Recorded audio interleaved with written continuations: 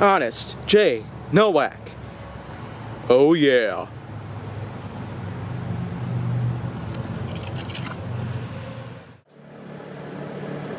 A pleasure to meet y'all at last, and welcome back to Honest J. Nowak. And so now, here we go again. I've got more episodes pretty much to work on here, so pretty much just stick around with me if you really want to. But what I'm going to talk about today is that I'm basically just going to point out a few things about the famous tool that we've known to use, which almost acts like a liquid sort of putty, Spackle.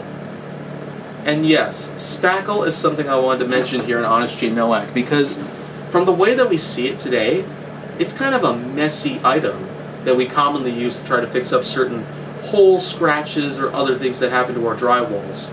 But of course, Spackle is a big compound that can dry up to the same level of density and durability of actual drywall. It just starts out as a really soft material, similar to clay, but it certainly wouldn't be recommended for the use of playing with it.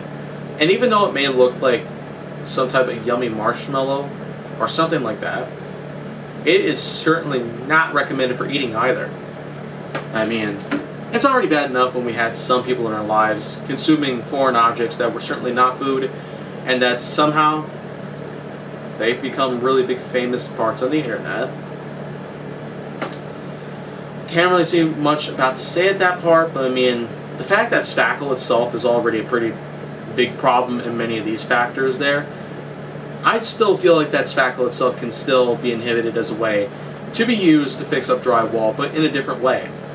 If you've never heard of things like liquid drywall, which does in fact contain a more liquidy sort of spackle, which is used to spray onto the surface of a drywall, and of course with the usage of a scraper, you're able to easily get rid of the excess amounts of spackle that has been left behind in the scene where there's a nail hole, or a crack, or a ding in the wall, anything at all that happens in terms of drywall damage.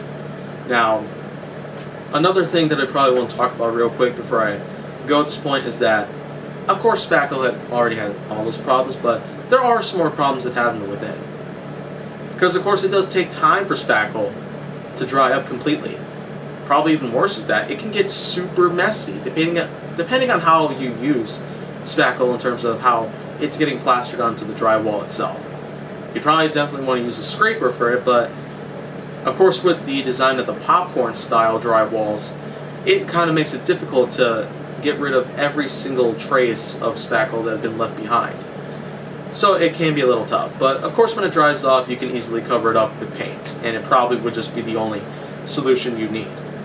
So now, that's pretty much just all I got to talk about based on what Spackle is and how it just works overall.